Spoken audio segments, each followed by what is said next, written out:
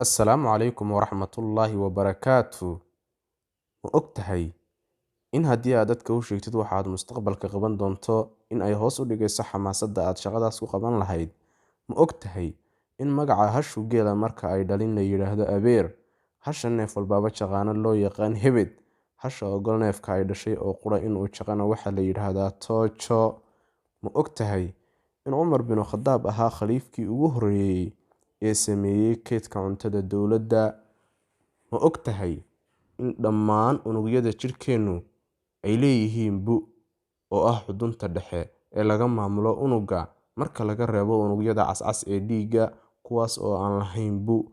Ma ogtahay in khaliifkii Qur'aanka ku ururiyay kitaab keliya uu ahaa Cusmaan bin Cafaan radiyallahu canhu? Ma ogtahay in shabeelka dhadigiisa loo yaqaano kuti halka shabeelka labkiisana loo yaqaan aareeye?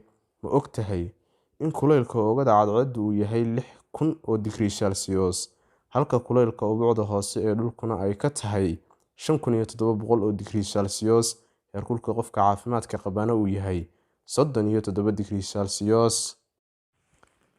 Ma ogtahay in uu garigu yahay noolaha ugu da'da dheer xayawaanka ku uuman dhulka guudkiisa, nibirowguna uu yahay noolaha ugu miisaanka weyn nafleyda biyaha mushaaxda? Ma ogtahay in mabda'ii shuuciyadda ama hawliga hanti wadaaggu uu ahaa fikir uu lahaa nin la odhan jiray Karl Marx, isla markaana lagu tilmaamo in uu ahaa fikir ka soo horjeeda diimaha oo dhan?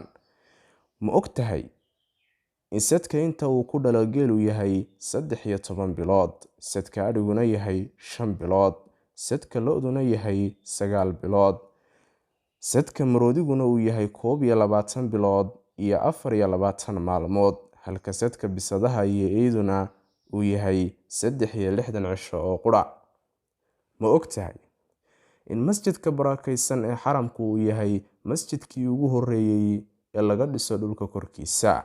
Masjidkan waxaa dhisay labadii nebi ee isdhalay, Ibraahim iyo Ismaaciil calayhim assalaam. Masjidkii labaad ee la dhisaana uu ahaa masjidka Al-Aqsa oo uu dhisay Nebi Yacquub calayhi salaam.